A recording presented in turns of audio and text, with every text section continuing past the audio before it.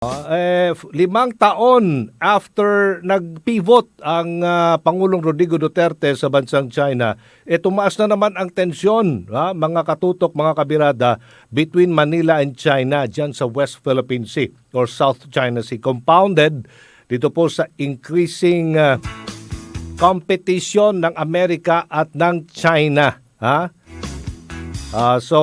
Nakikita dito medyo bumababa yung resolution with little prospect of resolution.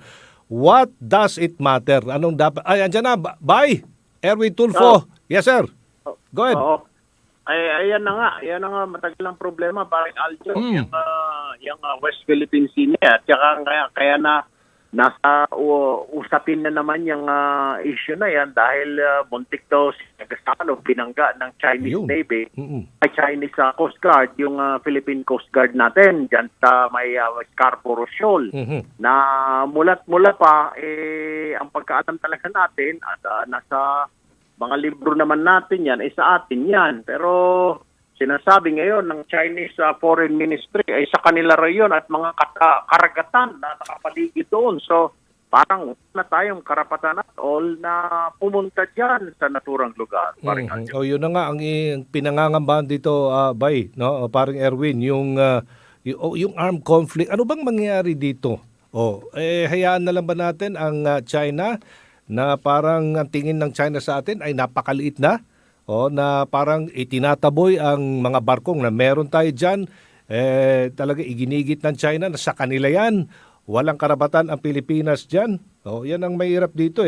Ang iniiwasan dito, Bay, yung bang gulo, yung gera sa pangkalahatan. Sus, naku, maiipit tayo dito. Alam mo, parang Aljo, may mga nakausap tayo ng mga militar at ang sinasabi nila, wala pa naman, mangyayari talaga, kundi na sila ng buong mundo kapag pag nagpadala tayo dyan ng ating Navy para bantayan at panindigan na natin yan, at kapag tayo ay unang pinaputukan o binaril dyan, magkakaroon ng talagang tensyon, hindi lang tensyon, kundi gera, na I'm sure kukundinahin na ng buong bansa dahil alam naman ng United Nations na sa atin yan ay tayo yung magmamayari dahil dun sa sa kung matatandaan mo na in-award sa atin yan at natigan tayo ng the Netherlands tingil sa issue na yan, usapin na yan na ayaw pang tanggapin ng China. So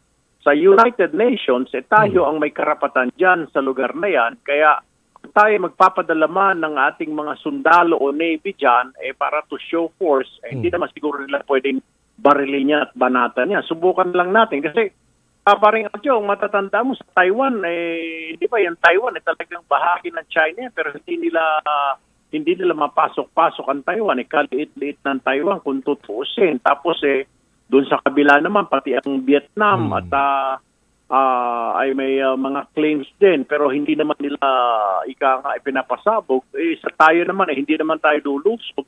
Bagkus ibabantay lang natin ang ating territory. Siguro hindi na Coast Guard ang gamitin natin. Kundi yung Philippine Navy, may mga malalaking barko naman ang ating Philippine Navy at nasa defensive position. Kung babarilin, siyempre, kailangan sumagot yung ating mga sundalo. Pero wala tayong magagawa pa rin, Aljo.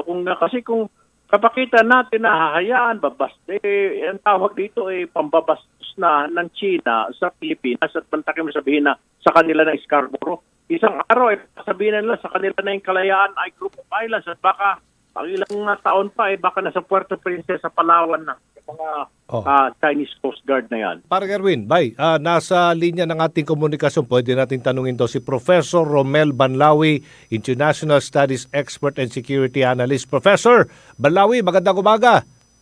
Magandang umaga po, Agat. Magandang umaga po, Erwin. Magandang umaga po sa inyong lahat. Okay, Bay, baka may tanong ka. Ang tanong ko lang kay Professor, Sir, tama po ba? At ang sinasabi kasi ng China ay sa kanila yung Scarborough na yan, sa mga karagatan dyan.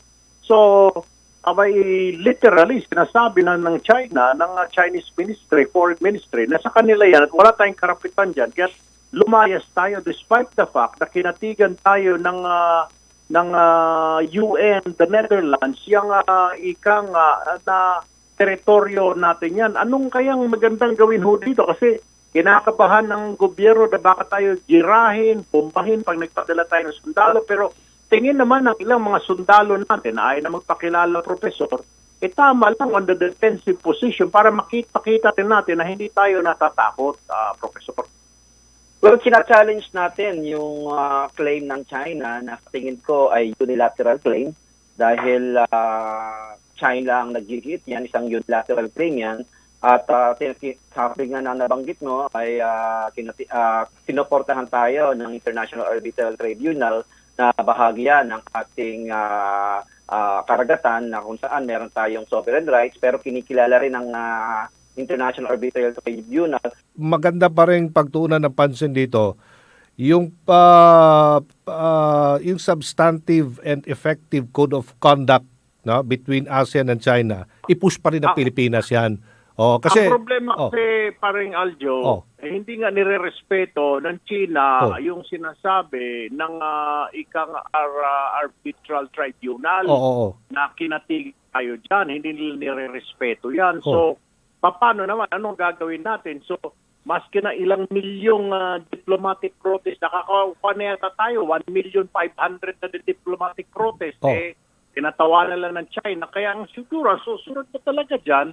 Maski tanungin siguro natin mga kababayan natin, oo nga, wala tayong laban dyan. Pero magpadala na rin tayo ng Navy dyan.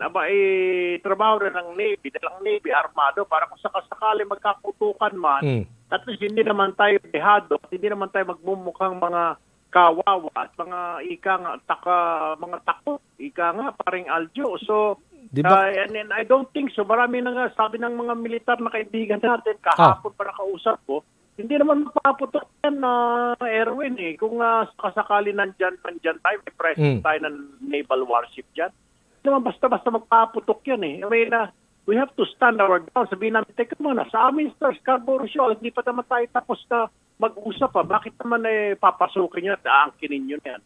Hindi kaya nang-aasar itong China, bay, dahil daming Amerikanong sundalo dito eh.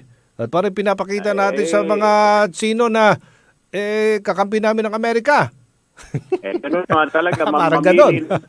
Oo. Gusto lang po sanang sige, go ahead po. i-emphasize na yung claim ng China ay challenge po natin yan. Hindi po Okay. natin tinatanggap dahil ang ating posisyon ay sa atin, ang Scarborough Shoal. Pero dapat po nating linawin sa buong mundo kung anong nature ng claim na ina-assert natin dahil may linaw yung China sa kanilang ina-assert na claim. Sa China, sinasabi nila ng Scarborough Shoal ay bahagi ng kanilang teritoryo na meron silang sovereignty at ang mga waters around the Scarborough Shoal ay bahagi ng kanilang water kung saan meron silang sovereign rights. Ganun ba rin ang ating pagtingin. Ang sabi ng International Arbitral Tribunal na tayo ay may sovereign rights sa mga karagatan sa Scarborough Shoal, pero sinasabi rin ng International Tribunal na ang karagatan sa Scarborough Shoal ay traditional fishing ground. Kaya yun ang dapat natin isa alang-alang. At para sa akin, sa halip na pag-awayan natin yung Scarborough Shoal ay magkaroon tayo ng bilateral negotiations and to come out with a bilateral solution. Total, ang nagkiklaim lamang sa Scarborough Shoal ay China at ang Pilipinas, so mas madaling magkaroon ng agreement yan kaysa sa Spratlys kung saan ay ang daming mga claimants, napakahirap magkaroon ng isang agreement. So sa tingin ko makakaroon tayo ng mas pragmatic and win-win cooperation sa Scarborough Shoal kung talagang mag-uusap yung dalawang bansa, lalo na sa area ng coordinated patrols, marine scientific research at joint fishing cooperation. Yun na nga. Pero, Professor, matagal na ho kasi yan. Sinasabi, simula nung panahon pa ng ni Pinoy, nang lumabas yung decision na yan, na pero dinedma ng China yan at hindi sila pumapayag. And I think we have been extending our arms, our hands sa China. Pero kaya nila-invite ng China na sa amin ito. Bago tayo mag-usap, lumayas muna kayo dyan. I mean, at hindi nga lang dyan sa Scarborough, pati sa may Baho de Masinloc, kung titignan mo, Prof, napakalapit yan ng mga isla na yan sa Pilipinas kaysa doon sa kanila. Pero pinaninindi nila na lahat na yan sa kanila yan. So, parang hindi gumagana, Prof, yung bilateral talks, panahon pa ni Pinoy, pati ngayon dito kay Pangulong Duterte, pero nakailang ASEAN meeting na rin, ala ng mga ayaw ng mga ika nga, wala namang nangyayari ngayon, Professor. So ano pa kaya ang ibang option natin other than yung bilateral talks na yan na mukhang hindi naman pinapansin ng China at pati itong mga tinatawag na diplomatic protest. Are there any other options left for us, Professor? Hindi po accurate na sabihin na hindi pinapansin ng China yung bilateral talks. In fact, open yung Opo. China sa bilateral talks. At wag po tayo mawawala ng pasensya dahil yan po talaga ang nature ng diplomacy. Napakahaba talaga yan, napakatagal yan. So habang naghihintay tayo ng outcome sa ating bilateral discussions, ay dapat magpakita ang China ng gesture na mag-exercise talaga ng self-restraint. Halimbawa, yung pagsasagawa niya ng close maneuvering sa Scarborough Shoal ay para sa akin ay dangerous na kapares ng sinabi ng Coast Guard at para sa akin ay hindi magandang gawain yung mga ganyan. So dapat mag-exercise din yung self-restraint ng ang China at dahil respetuhin din na meron tayong existing claim. Kasi yan ang nature talaga ng diplomacy. Kung di tayo magkaroon ng common agreement, sa mga pagkakataon na to, ipairal natin yung tinatawag na mutual respect ba? Mutual respect sa ating claims. Kaya napakahalaga na ipagpatuloy ng dalawang bansa yung pagbubukas ng kanilang channels of communications para ma-avoid yung ganitong klaseng insidente kasi yung mga ganitong klaseng insidente ay pwedeng magdulot ng mga misunderstanding na hindi natin kailangan. Ang kinakailangan natin dito ay better understanding. Kaya at yung statement naman ng China para din sa akin na nirelease nila ay napakasakit naman na tanggapin yan bilang isang kaibigan na binibigyan tayo ng ganong kasulatan na pinapaalis tayo, tinataboy tayo, ay hindi naman maganda yon. So dapat din, pati rin sa pag-release ng official statement, ay maging cautious din yung China para hindi naman ma-offend yung ating sensitivity sa area na yan. At ganoon din naman tayo, we have to pay attention also to the sensitivities of China dahil nga ang Scarborough Shoal ay pinag-aagawan. At bagamat tayo ay kinatigan ng International Arbitrage Tribunal, hindi kinikilala ng China yan at ang China ay merong capacity ngayon to assert their claim unilaterally at our expense at yun po ang dapat nating iiwasan. So, marami tayong options sa Boss Erwin at Boss Aljo. Marami tayong options pero yung mga options ba na gusto nating i-take ay kaya nating harapin yung mga consequences nito? Okay. Yung bang aggressiveness ba, may tanong ko lang si Professor, aggressiveness ng China ngayon, posible bang manakit na ang mga ito, sakta ng ating mga sundalo? Halimbawa, ang mga Navy na ang magbabantay dyan, na ngayon ay mga Coast Guard? Ay, hindi po nila magagawa yan. Okay. Unang-una, pag sinend natin yung ating Navy sa area na yan, ay magsisend ng wrong message yan sa China na kasi sa tingin ng ibang bansa, yung pagpapadala ng military assets sa area na yan ay provocative actions. Kaya para sa akin ay mag-ingat tayo sa option na yan. Pero kung sakasakali mang manakit yung ang China sa mga military interest natin sa area na yan, ay pwede nating i-assert yung Mutual Defense Treaty dahil nga sa pag-uusap lalo nga nagaganap mo ng balikatan, nagkaroon ng matinding pag-uusap bago magkaroon ng balikatan, kinlarify na ng China, ng US, yung kanilang obligasyon sa atin. At mas klaro na ngayon, natutuwa ako na palinaw ng palinaw yung obligations ng US sa atin at sinasabi nila, pag meron talagang direct military attack against our interest in the Pacific, kahit saan lugar sa Pacific, ay handa silang tumulong para idepensa tayo. Kaya alam ng China yan. Kaya ang ginagawa ng China ay hindi military actions. Ang ginagawa ng China sa Scarborough Shoal at sa iba pang parte ng West Philippines yung tinatawag na gray zone tactics. Yung ginagamit nila mga civilian vessels para hindi masabi na military action yon, pero it meets the overall military objectives of China to take control of the whole area. At yun ang dapat natin mapag-aralan kung paano natin ika-counter yung gray zone tactics ng China. Dahil sa usapin ng RT-US relationship, yung gray zone tactics ay hindi covered ng Mutual Defense Treaty dahil ang gray zone operation ay hindi tinatawag na military action. Okay. Tama lang ba ginagawa ng Pilipinas ngayon na makikipag-alyansa tayo, tuloy-tuloy ang pakikipag-alyansa sa Amerika? Ngayon na nagkakaroon tayo ng mga military exercises, posible ba ito ay dahilan kung bakit medyo nagiging aggressive na rin ang China? Tama po. di masisisi ng China kung bakit pinapalakas natin yung ang alliance natin sa Estados Unidos dahil at tingin natin na napakahalaga ng alliance natin sa Estados Unidos para ma-counterbalance yung growing military power ng China. Kasi kung hindi sana mag-behave ng ganyan yung China, hindi na natin kailangan ng alliance dahil hindi tayo natatakot. Pero natatakot tayo sa China. Kaya dapat ipakita ng China na hindi nakakatakot yung kanyang presensya. Pero dahil nga nangangamba tayo, natatakot tayo, may mga anxieties tayo, so pinapalakas natin yung alliance natin sa Estados Unidos para meron naman tayong ibang opsyon.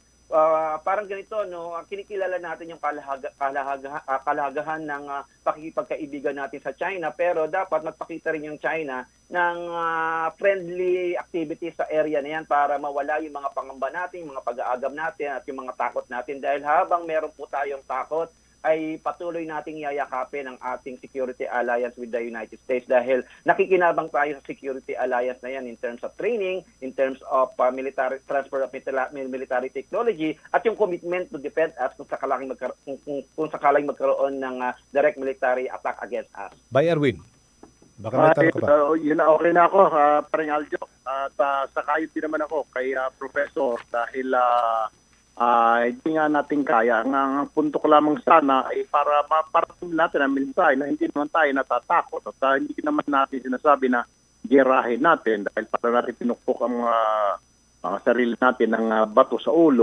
Pero ika nga, maglagay lang din doon ng ika nga ng mga barko ng Navy at hindi naman on a defensive position para lamang kasi kung gano'n na ginagawa dahil yung mga pinadala kasi ng Coast Guard maliliit na mga barko, ginaganon sila parang pambabastos ay ika nga, parang pang-aasar na. Ang sa punto ko lang naman, paring Aljo. Okay. All right. Thank you. Professor, thank you so much, Professor Romel Banlawi, International Studies Expert and Security Analyst. By Erwin, thank you. Maraming salamat po, Ka Erwin at Ka Aljo. Mabuhay po kayong dalawa. God bless and stay well. Idol Erwin, maraming salamat.